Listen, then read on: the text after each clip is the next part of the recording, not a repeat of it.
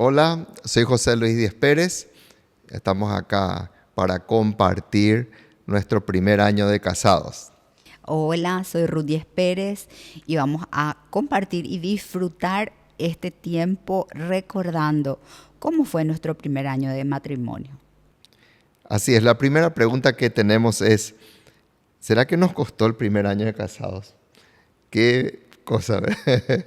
Ese primer año de ajustes, ese primer año en donde de repente tenemos que unir dos redes distintas, ¿verdad? Porque quiera sea o no, cada uno de nosotros nos formamos en entornos y yo le llamo una red familiar, ¿verdad?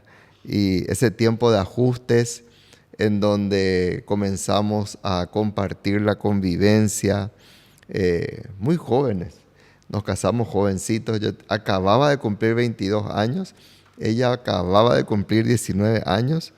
Y creo que sin dudas fue un año de muchos ajustes por nuestra inexperiencia, por nuestra falta de consejos. Venimos de una iglesia tradicional en donde no había la bendición del discipulado, de las redes matrimoniales, retiros o, por ejemplo, cursos pre-casamiento, todo un tema, ¿verdad, amor? Recuerdo, comenzando un poquito este tema, de, porque para toda mujer sobre todas las cosas es emocionante el momento en que tu novio te pide en matrimonio. Entonces es la etapa en la vida de la mujer donde uno vive un mundo mágico de fantasías, de ilusiones. Y recuerdo que las personas se acercaban en aquel entonces más o menos a vaticinarme cómo sería ese primer año. Y lo que más me llamaba la atención era que iban de un extremo a otro extremo. Es decir, había personas que me decían, prepárate Ruth porque el primer año es de terror. Así que disfruta estos últimos días que tenés de soltera porque ni te imaginas lo que es cuando te casás. Toda la ansiedad, te vas allí, le vas a conocer en verdad cómo es el año de las peleas, de los ajustes, de los vaivenes, que querés divorciarte el primer año que te casaste.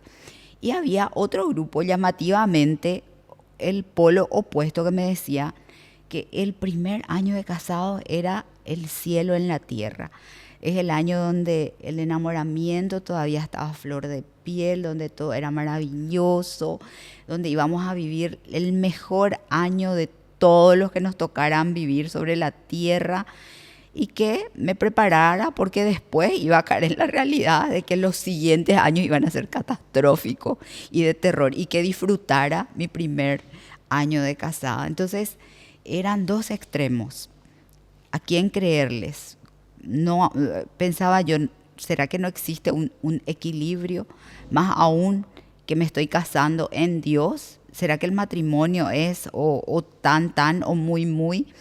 ¿Qué me espera en este primer año de casada? Entonces era una interrogante que yo me hacía o que yo tenía y una expectativa.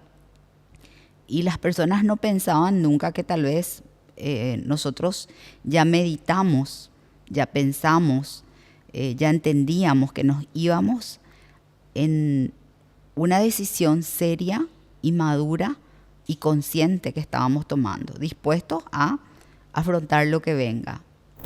En todos estos años, hoy día tenemos 40 años de casados. En esta caminata hemos aprendido muchas cosas y lecciones de vida que hoy queremos compartir. Algunas interrogantes que tal vez vos tengas como una persona que está pensando dar ese primer paso en la vida. De decir, me voy a casar, voy a compartir mi vida con una persona, ¿cómo será?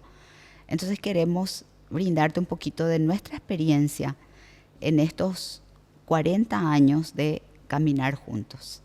Cuando nos casamos, el error que cometimos, creo que fue más error mío, fue el hecho de llevarle a Ruth en casa de papá. Mamá había fallecido hacía un año, entonces la casa estaba semi vacía, solo tenía ya un hermano soltero y nos fuimos a vivir en casa de papá. Yo creo que ese fue un año bastante difícil en ese aspecto, ¿Por qué? Porque sin duda cuando de repente no hacemos lo que dice la palabra de Dios, siempre eso va a tener ahí de repente sus consecuencias, en el sentido que dejará al hombre a su padre y a su madre y se unirá a su mujer y los dos serán una sola carne. Y ahí, bueno, nos fuimos a vivir justamente en casa de papá, ¿verdad? Pero eso también nos motivó como... ¿por qué? Porque ella no podía de repente comandar la casa en el buen sentido, qué se va a comer, etcétera, etcétera. Tenía otro orden que fue el implantado por papá. Entonces ahí eso motivó a que rápidamente pudiéramos ver. Y gracias a Dios, antes que cumpliéramos un año de casados, entonces ya el Señor nos dio una casita, nuestro primer nido de amor. Y fue un año difícil porque también cuando volvimos de nuestra luna de miel, justamente los suegros estaban separándose, estaban en ese proceso, pero gracias a Dios después se restauraron en el Señor. Pero en ese tiempo que estaban separados, el suegro quería ir a vivir con nosotros, hizo todos sus preparativos para eso, ¿verdad? Y fue un momento difícil también para nosotros lidiar con toda esa situación. Pero el Señor nos dio gracia, sabiduría para poder soportar y sobre todo vencer. Ese es nuestro primer año, ¿verdad? El tiempo de ajustes, como asimismo también la situación que estamos pasando con los padres de Ruth. En este punto, yo creo que cabe acotar cuán importante es la consejería prematrimonial. Sí. Porque así como estaba diciendo Tito, nosotros en aquel tiempo las iglesias no contaban con todo, con toda la logística o tal vez el desarrollo de lo que es el acompañamiento para dentro del discipulado y cómo hacer esa previa, esa preparación anterior a el matrimonio. Entonces, es de valorar que necesitemos personas que nos acompañen. Siempre podemos hablar juntos. Con Tito hablábamos, salíamos, cuando éramos novios, conversábamos de nuestros sueños, de nuestros proyectos, de los anhelos que tendríamos, pero nunca nos pusimos a pensar en que había una realidad que nos circundaba en aquel tiempo, que era, bueno, no tenemos casa, está la opción de vivir en la casa de tu mamá, y yo hasta el día de hoy me pregunto por qué razón yo accedí a vivir en la casa paterna, porque era una cosa ilógica. Generalmente el hombre es el que se adapta a la mujer, y si no hay dónde vivir te vas más bien a la casa de la mamá de la mujer porque es incómodo. Yo en ese tiempo era tan niña, tan inocente o tan poco pensante, no quiero decir era ignorante, pero más o menos así. Pero cuán importante es tener esa persona que te acompañe, porque de hecho de nuestras conversaciones nos salieron una respuesta a esa problemática que nosotros íbamos a enfrentar. Y quiero contar que para mí fue muy duro, muy doloroso, muy difícil vivir ese primer año en la casa paterna de Tito. Mi suegra había fallecido, estaban mis cuñados, entonces yo me sentía una extraña, una intrusa que tenía una habitación con un baño y mi mundo se circunscribía a eso. Entonces pasé noches dolorosas, de llanto, no tenía mi espacio, no tenía mi cocina, no era aquello mi hogar, no era mi casa.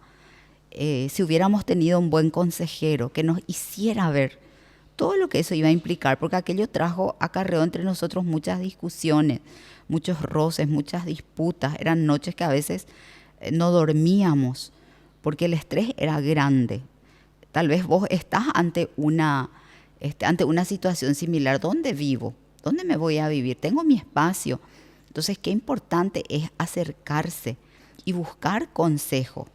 La iglesia cuenta con buenos consejeros matrimoniales. Es más, tenemos un ministerio que es espectacular y que está abocado exclusivamente a responder justamente este tipo de interrogantes que tienen las parejas previas a la boda.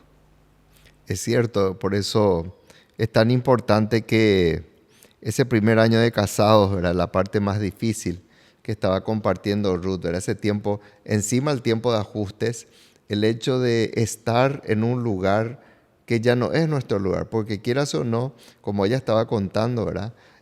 Increíblemente yo estaba en casa de papá, pero yo no me sentía ya parte. Es como que automáticamente en la mente entra el chip, ¿verdad? De que esa ya no es mi primera familia, que la esposa pasa a ser la primera familia. Entonces, sin duda, eso trajo bastantes problemas, bastantes discrepancias, ¿verdad? Pero también eso hizo que, como mencioné hace un rato, las aguas se movieran en el sentido de despabilarnos, ¿verdad? Despabilarme, bueno, vi ya la forma de comprar una casita y comenzamos en ese lugar. Y como está diciendo Ruth, ¿verdad? Hay ciertas veces que cuando uno no tiene un buen consejero, no sabe cómo lidiar ciertas cosas. Entonces, al no saber lidiar con ciertas cosas, cualquier charquito, ya uno se quiere ahogar en ese charco, ¿verdad? Y es tan importante que uno tenga buenos consejeros. En aquel entonces no había eso, ¿verdad? No se ofrecía. Las iglesias estaban cerradas durante toda la semana. Solamente se abrían, por ejemplo, cuando iba a haber cultos. No teníamos consejeros, no teníamos de repente líderes que estén a nuestro lado. Bueno, cada quien para sí, Dios para todos.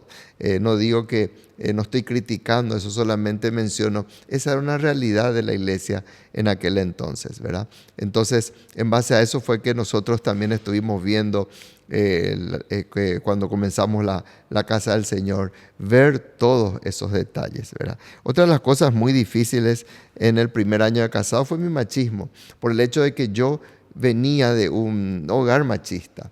Es lo que a mí me enseñaron, que acá yo sigo siendo el rey, ¿verdad?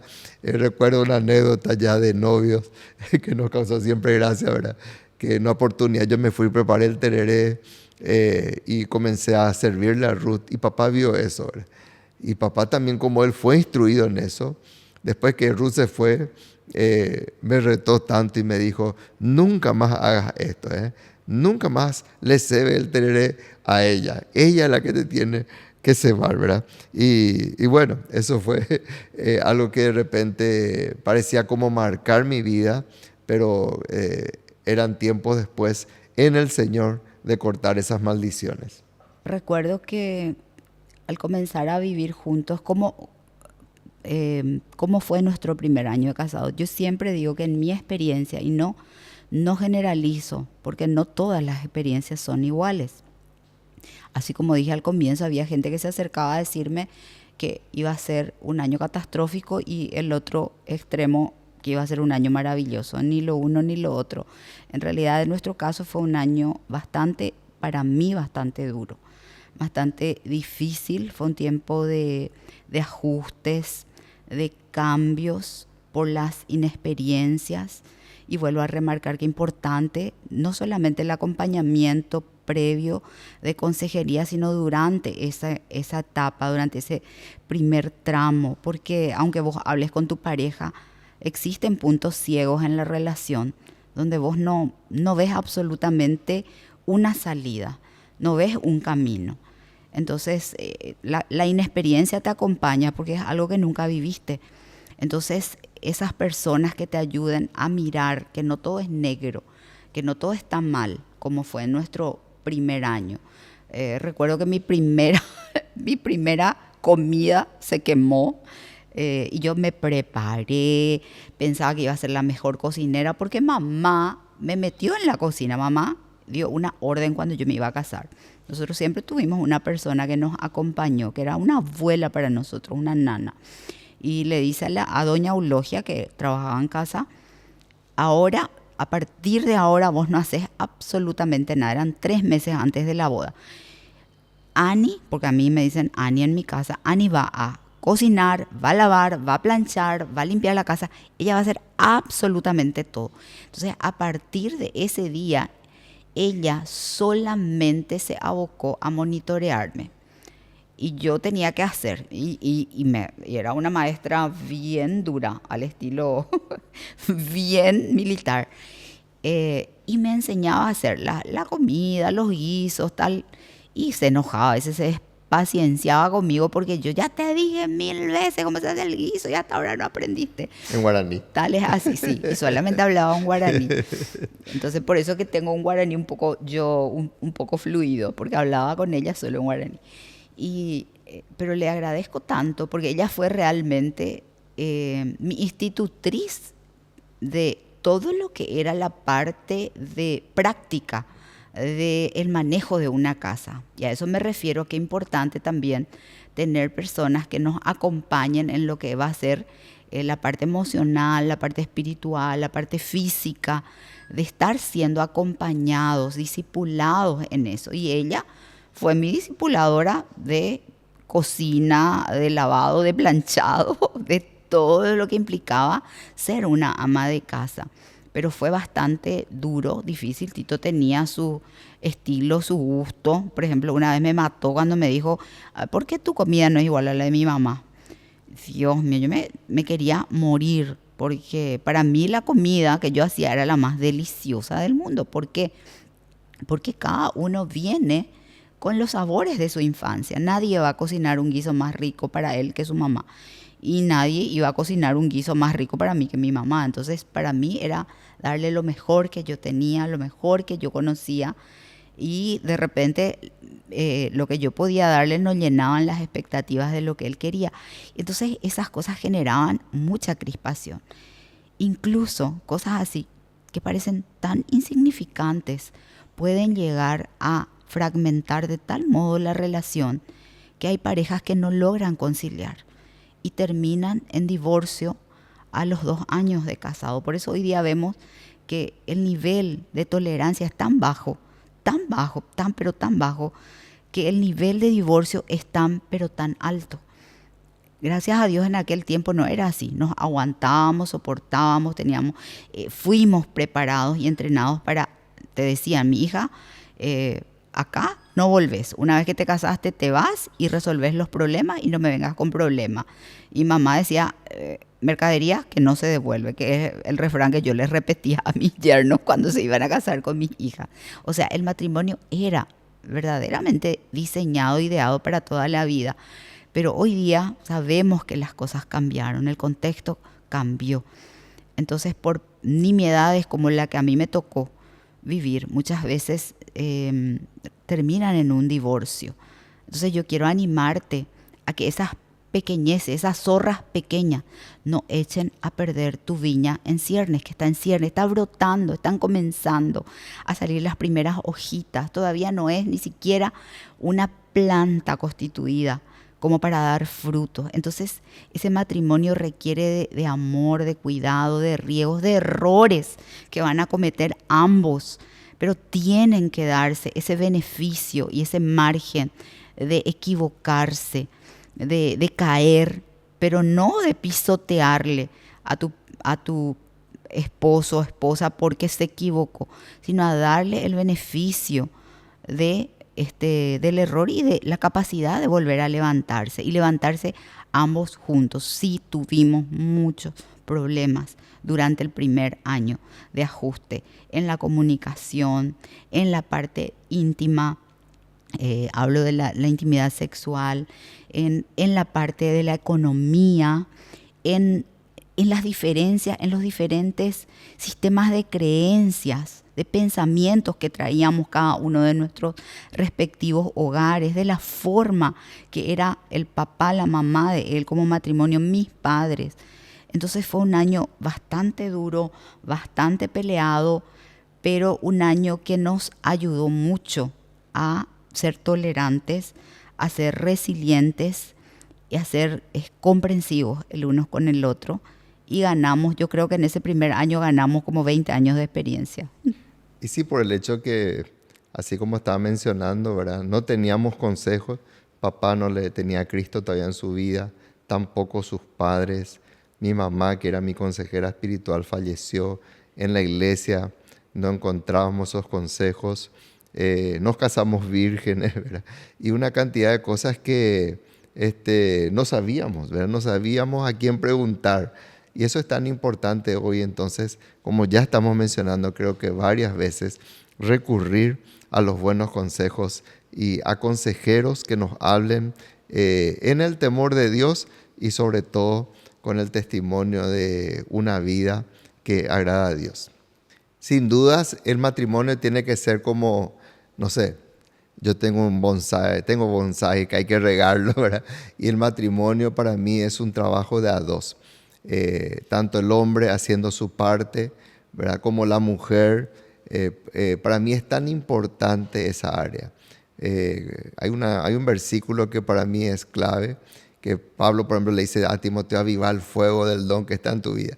Y yo creo que en un sentido matrimonial también ese fuego tiene que avivarse, ¿verdad? En el Señor, y sobre todo cada uno de los dos poner de su parte. Una de las cosas que me propuse, ¿verdad? Sobre todo entiendo que podría ayudar como consejo también a las personas, es sobre todo a los varones, tratar de recordar las fechas importantes. Es algo que me propuse en todos los años de nuestro matrimonio, no olvidar. Por ejemplo, el día que me declaré y que ella me dijo sí, por ejemplo, el día de nuestra unión, de nuestro casamiento, el día de los cumpleaños, ¿verdad? En cuanto al cumpleaños, hicimos todo lo posible para que sean días especiales, tanto para nosotros como asimismo para nuestros hijos, ¿verdad? Dar lo mejor que se pueda. Yo creo que si cada uno de nosotros damos lo mejor que se pueda y no siempre esperamos que él o ella solamente den, entonces ese matrimonio va a florecer en el nombre de Jesús. Yo creo que es muy importante ser intencionales todos los días. O sea, para mí esto es básico porque yo no soy la misma persona de hace 40 años. Tito no es el mismo hombre de hace 40 años.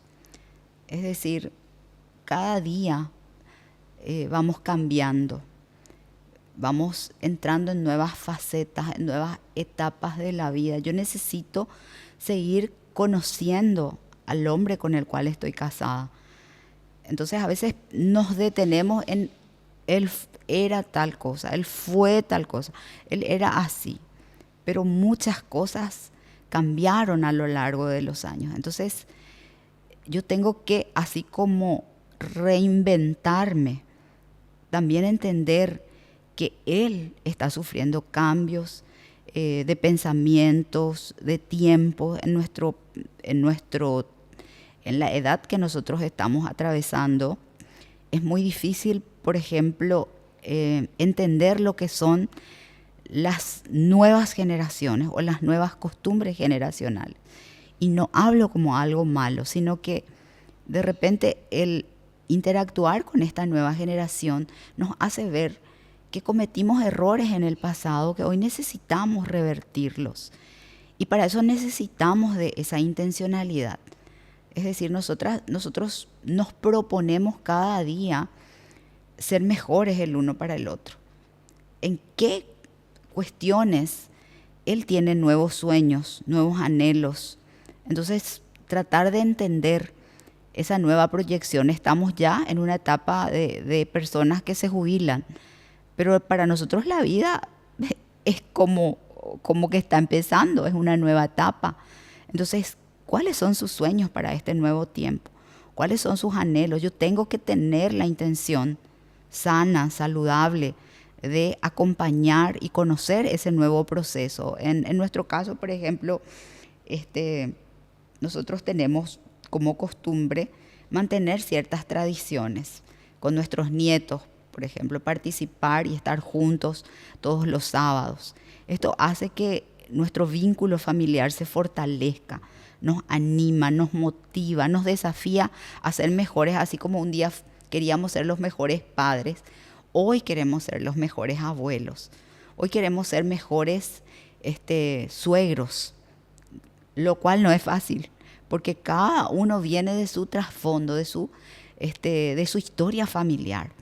Y ustedes saben que somos una familia numerosa, entonces necesitamos, como les dije hace rato, volver a reinventarnos, tratar de mantener La palabra es la cordialidad, el humor, tratar a mí me cuesta mucho, ¿verdad?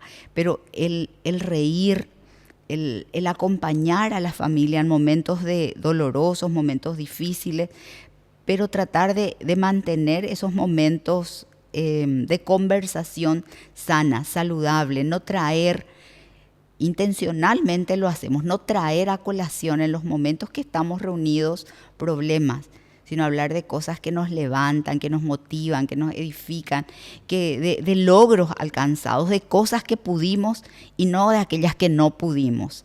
Tratar de sacar todo lo que es negativo y enfocarnos en lo positivo, en lo que a lo mejor no alcanzamos, pero sabemos que en Cristo nosotros alcanzamos esas cosas, no mirando las cosas que no son, sino las cosas que van a ser en Cristo Jesús. Pero nosotros ya llamamos esas cosas que no son como si existieran, como si fueran, como si estuvieran. Entonces creo que eso es muy importante dentro del matrimonio. Ser intencionales es algo básico para mantener la llama del amor encendida y la unidad y el compañerismo caminando diariamente. Y un consejo que creo que lo dio el conocido Billy Graham: un buen matrimonio está constituido por dos buenos perdonadores, dice. Eso es algo tan importante, perdonarnos, transitar juntos y sobre todo mirar con esperanza nuestro porvenir, como dice en Jeremías, ¿verdad? ¿Por qué? Porque si paramos de soñar, nos estancamos y moriremos, ¿verdad? Entonces, yo creo que los sueños de Dios siempre están ahí en nuestros corazones. Y como estaba diciendo Ruth, ¿verdad? Proyectarnos a los nuevos desafíos, a las nuevas conquistas que tenemos en Dios. Lógicamente respetando ya nuestro proceso de vida, pero qué importante es esto, ¿verdad? Tener un foco, tener de repente algo por el que luchar. Y eso también, sin dudas, trae fuerzas en el matrimonio. Quiero remarcar esto.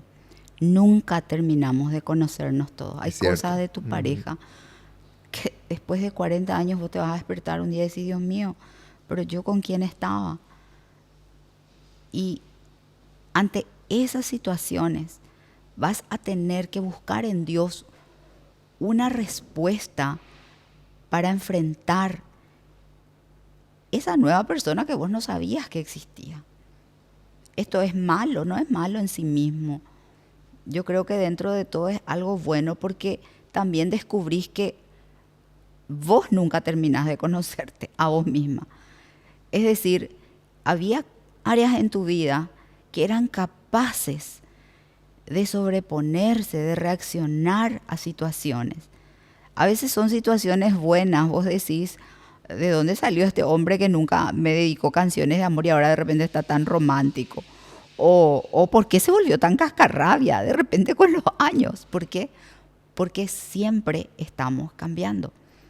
Pero qué lindo es tener esa flexibilidad dentro del matrimonio, de recordar que el Señor es un Dios de una sabiduría multiforme. Es decir, Dios no es un Dios aburrido.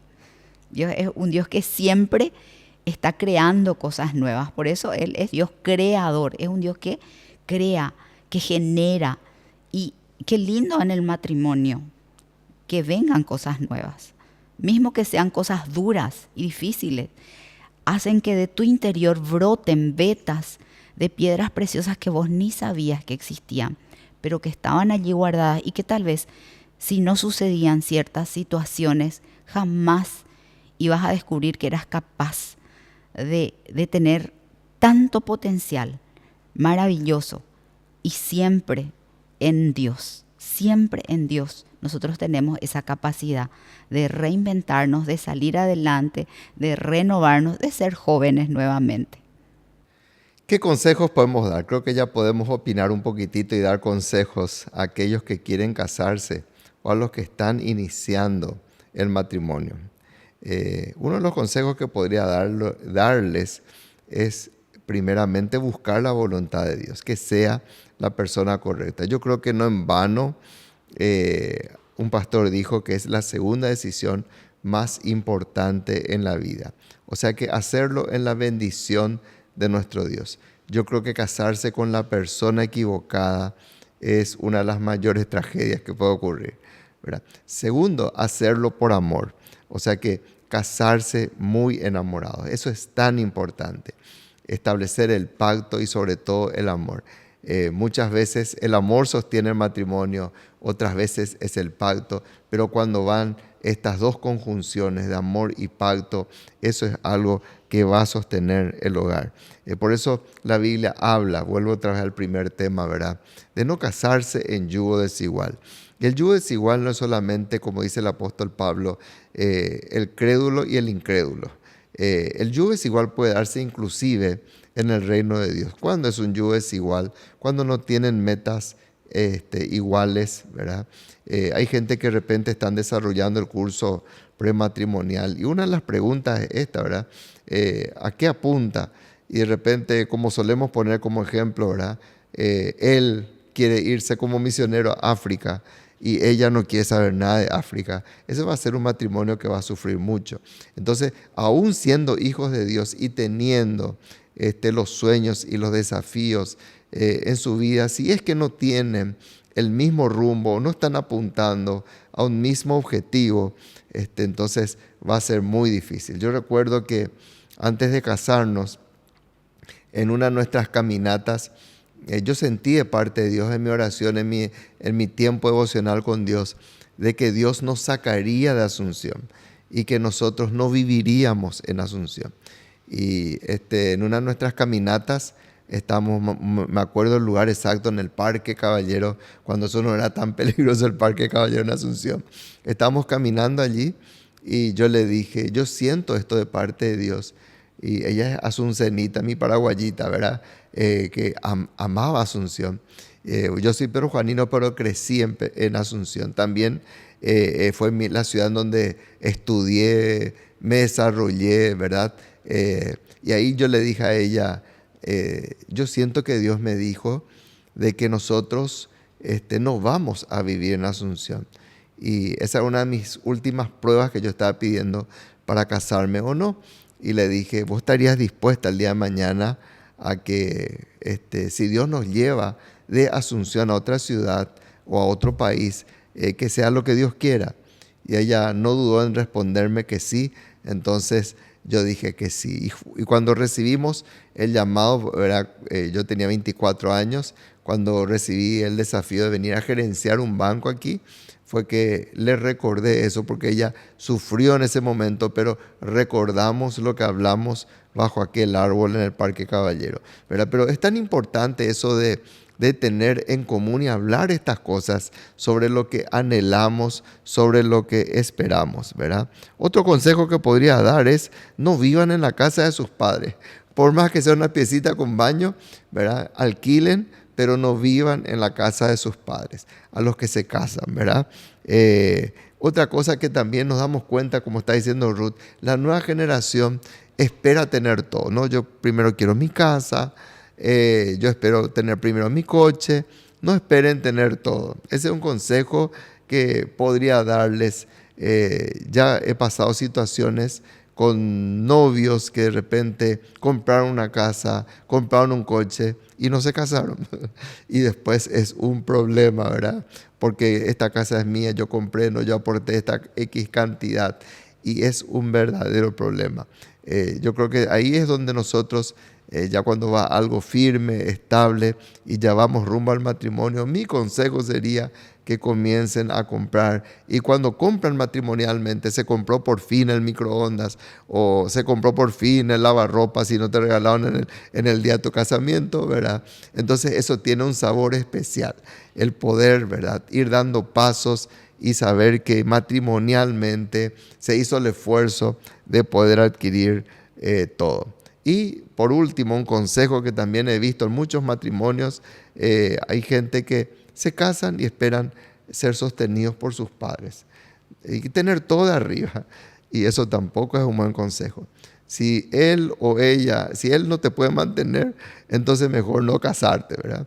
O si es lo que ganan, que ustedes tienen que saber, lógicamente, como novios, bueno, vamos a poder tener y comenzar y arrancar con esto, pero en el Señor vamos a hacer nuestro mayor esfuerzo para ir adelante, ¿verdad? Entonces, si Él no va a poder dar ese paso, esperar hasta tener mínimamente el inicio con una vida digna.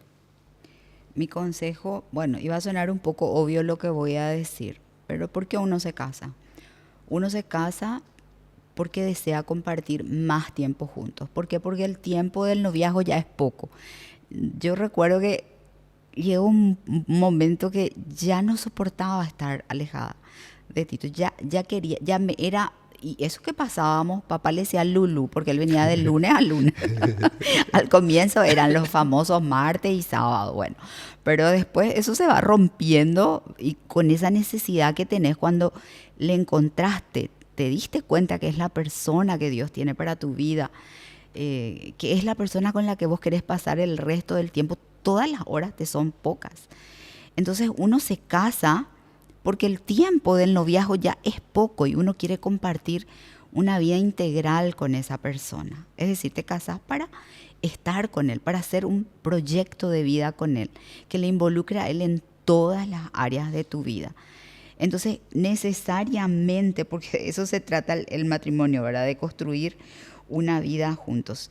Y cuando venimos al matrimonio, nosotros vamos a encontrarnos de que de repente hay situaciones en las que tenemos diferentes prioridades cada uno y necesitamos trabajar en ello. Por ello necesitamos hablar en esos tiempos en que estamos aún previo al casamiento, darnos cuenta si verdaderamente esos proyectos en común que tenemos son los mismos. Anhelamos, con Tito nos dábamos cuenta que sí, queríamos los dos tener muchos hijos, queríamos los dos progresar en la vida económicamente, tener una casa, soñábamos con tener un vehículo, porque en aquel tiempo andábamos en colectivo. Nuestros planes eran en común, queríamos servirle a Dios. Nunca soñamos ser pastores, porque de hecho en nuestra iglesia no había pastores, ni sabíamos de eso, pero sí teníamos juntos el anhelo de que las personas conozcan de Dios. Habían intereses comunes que nos unían, compartíamos juntos riéndonos. Entonces, tal vez lo que yo les diría es que no les recomendaría, no se casen si su noviazgo es aburrido y si su noviazgo es conflictivo. Si están pasando como novios tiempos de aburrimiento, pero qué pesado que ya no ves la hora que se vaya, preferís estar más tiempo a solas que con él, entonces no es, ese lugar no es, esa persona no es. Porque cuando es la persona indicada, vos querés pasar tiempo, vos querés, todos los momentos te son pocos. Y si te casás estando en una situación de noviazgo, de aburrimiento, de conflictos, de peleas constantes, entonces lo que te espera futuramente en tu matrimonio va a ser una tortura. Entonces, más bien mi consejo va para lo que no sería bueno un matrimonio, o no sería bueno lanzarte a esto que es no solamente una aventura, es un destino. Es un proyecto, es un futuro y no es descartable. Entonces casate, pero sabiendo que te casás para compartir toda tu vida hasta que la muerte los separe. Y una de las cosas que nos dimos cuenta también, y sería bueno dar este consejo, es que la persona, hay muchos dicen, no, cuando se case va a cambiar, dice, ¿verdad? Él va a cambiar o ella va a cambiar. Eso no ocurre. Al contrario, cuando se casa, la persona potencia su error. O sea que si es una persona violenta, ahora va a ser más violenta en el matrimonio, ¿verdad? Entonces es importante que uno mire eso. Hay gente que dice, no, pastor, cuando se case se vaya a la iglesia, me prometió, eso es mentira.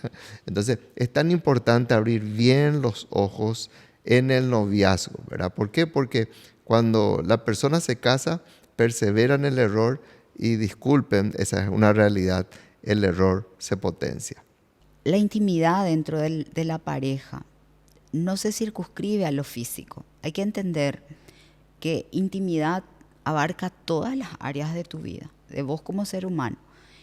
Y un principio tan fuerte, estábamos hablando estos días con una amiga muy querida, de que toda persona que pasa por tu vida, por lo menos íntimamente, eso ya está comprobado científicamente, ella deja el rastro de su ADN a través de las relaciones íntimas.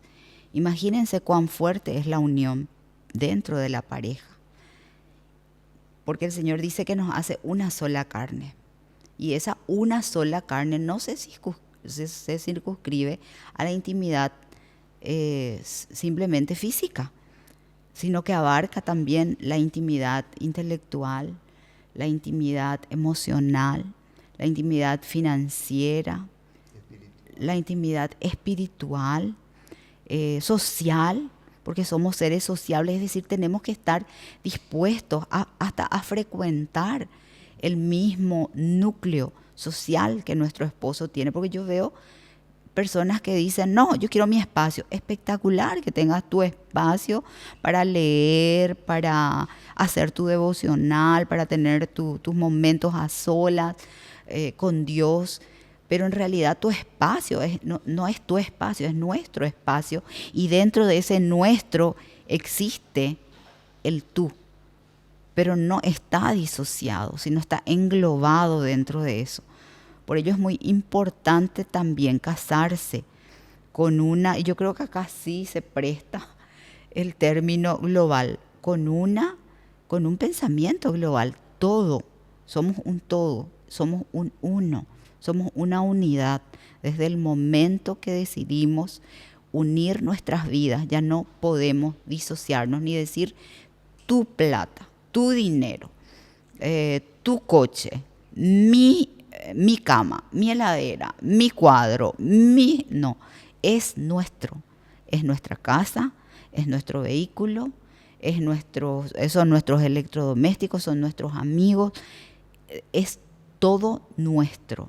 Entonces, ojo con eso, porque ir al matrimonio implica una renuncia, una negación a uno mismo para entrar a vivir lo nuestro. Algo también muy valioso que aprendí, yo sé que Tito también aprendió esto dentro del matrimonio, es cómo Dios se revela de una manera suprema al casarte. Es decir, el matrimonio realmente es un misterio, porque como estábamos hablando en uno de los puntos, dejas de lado el yo para vivir el nosotros. Entonces, en esa unicidad de la pareja, Dios se revela de una manera increíble, de tantas formas, y no fue hasta que realmente nos casamos que yo pude comprender el Dios milagroso que tenía, el Dios de provisión, el Dios de cuidado, el Dios al que cuando vos haces bien las cosas en obediencia. Y hablo de esto porque durante el tiempo que nosotros fuimos novios, nosotros nos abstuvimos de tener relaciones íntimas, porque la palabra dice que honrosos sean todos el matrimonio del lecho sin mancilla, y que el Señor iba a bendecir ese hogar.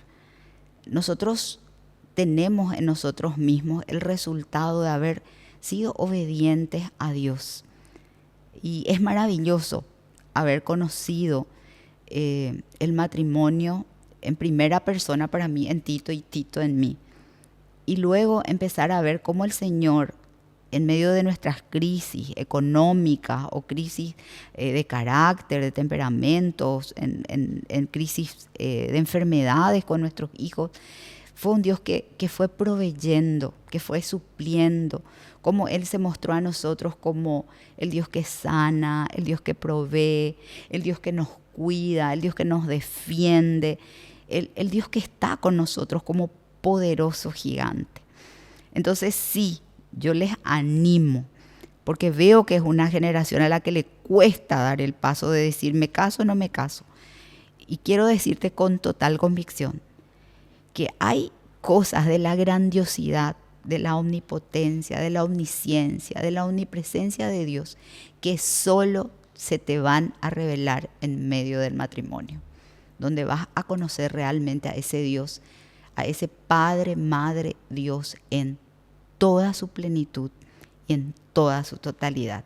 Así que a aquellos que están dudando en dar este paso, yo les animo a que se lancen, no al vacío, sino en los brazos de un Dios que sabe lo que hace, porque el matrimonio es un proyecto de Dios.